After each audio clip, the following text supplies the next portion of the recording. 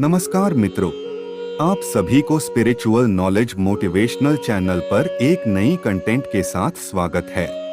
मित्रों, आज के वीडियो में जीवन के कुछ महत्वपूर्ण सीख मिलने वाले हैं जिसे अपने लक्ष्य को प्राप्त करने में मदद मिलेगा।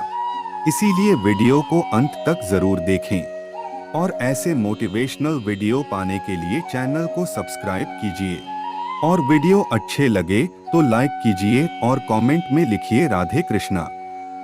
आपका एक लाइक हमें ऐसे वीडियो बनाने में मोटिवेट करते हैं। तो शुरू करते हैं आज के वीडियो।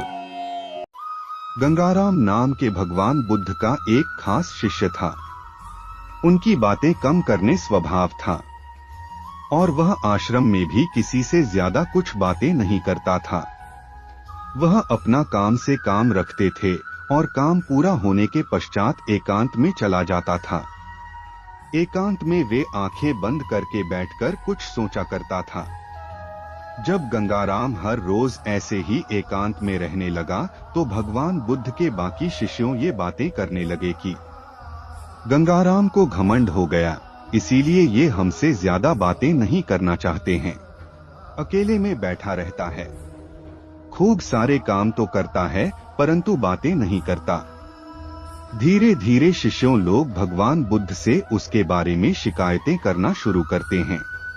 हर एक गुरु के आश्रम में कुछ ऐसे शिष्य अवश्य रहते हैं जो हमेशा एक दूसरे की बुराई करने में ही व्यस्त रहते हैं। कुछ लोगों की बुरी आदतें अच्छे वातावरण में भी नहीं छूटती। ऐसे ही कुछ गंगाराम के बारे में भी भगवान बुद्ध से शिकायत करते थे कि ये बातें नहीं करता है और कुछ पूछा तो संक्षेप में जवाब देकर चले जाते हैं। जब भगवान बुद्ध के पास गंगाराम की बहुत ज्यादा शिकायतें आने लगी तो एक दिन बुद्ध भी परेशान होकर सभी शिष्यों के सामने धम्माराम को पूछता है कि वह ऐसा क्यों करते हैं। गंगाराम कहते हैं कि गुरुजी, जब से आप बताकर रखी है कि कुछ दिनों में आप ये संसार छोड़े देंगे, तब से मैं यही सोच रहा हूँ कि जब आप नहीं रहेगी तो हमारे पास सीखने के लिए क्या बचेगा।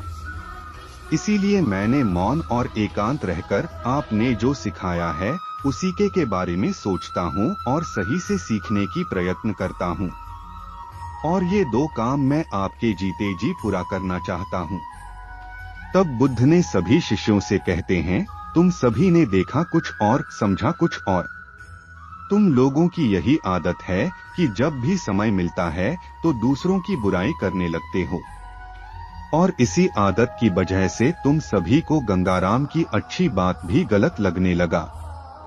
इस कहानी से हमें यही सीख मिलते हैं कि जब हम किसी व्यक्ति से मिलते हैं तो पहले से ही हमें उसके बारे में कोई राय बनानी नहीं चाहिए। पहले उन व्यक्ति की गतिविधियों को अच्छे से देखना चाहिए, गहराई से समझना चाहिए।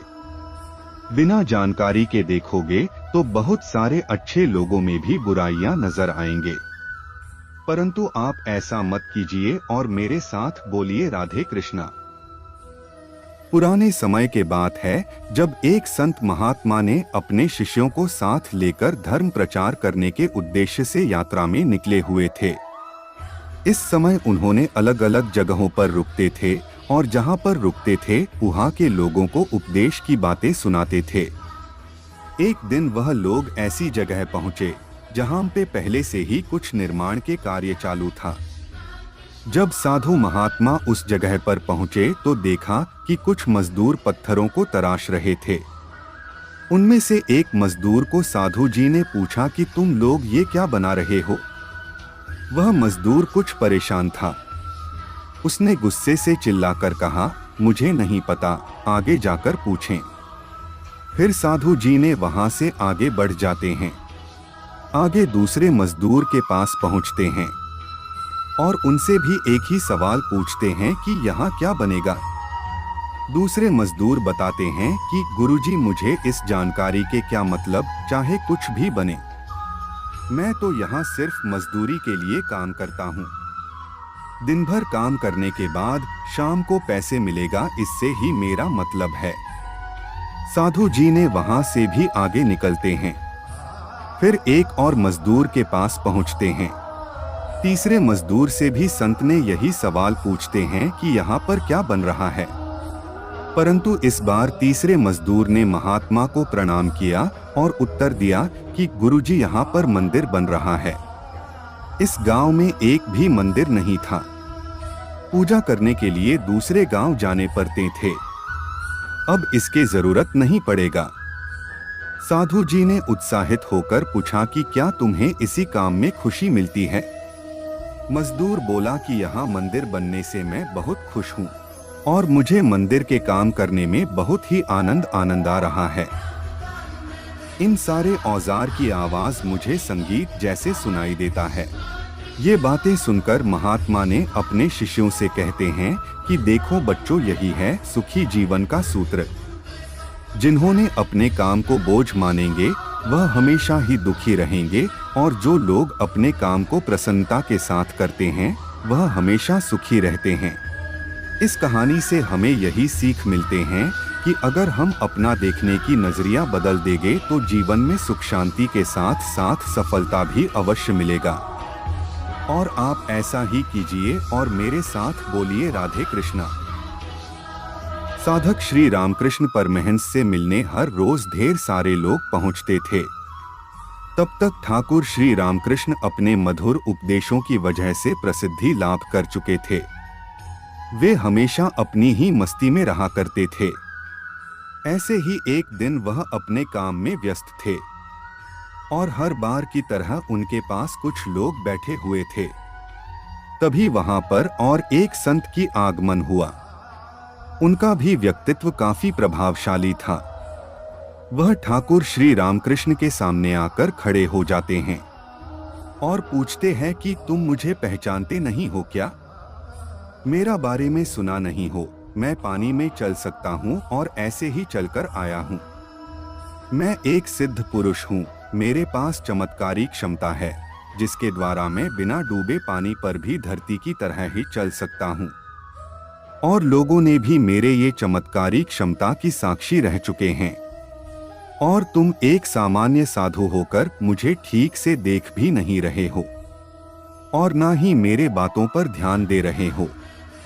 ठाकुर रामकृष्ण परमहंस ने जवाब में कहते हैं कि देखो भैया, हो सकता है आप बहुत बड़े व्यक्ति हैं और आपके पास सिद्धि भी है, परंतु मैं आपसे एक बात पूछना चाहता हूँ। आप इतनी बड़ी व्यक्ति होकर इतनी बड़ी सिद्धि हासिल की बावजूद इतना छोटा काम कैसे कर दिया? अगर आपको नदी पार करनी ही थी तो नाव वाले को साथ जाते, उनको 2 पैसे मिलते और वह आपको आराम से नदी पार करवा देता, और वहीं 2 पैसे में किसी केवट को मदद भी हो सकता था। उसके बदले आप क्या किया?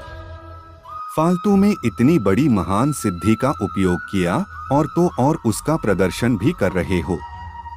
ठाकुर श्री रामकृष्ण के मुंह से ऐसी बातें सुनकर वे संत शर्मिंदा हो जाते हैं।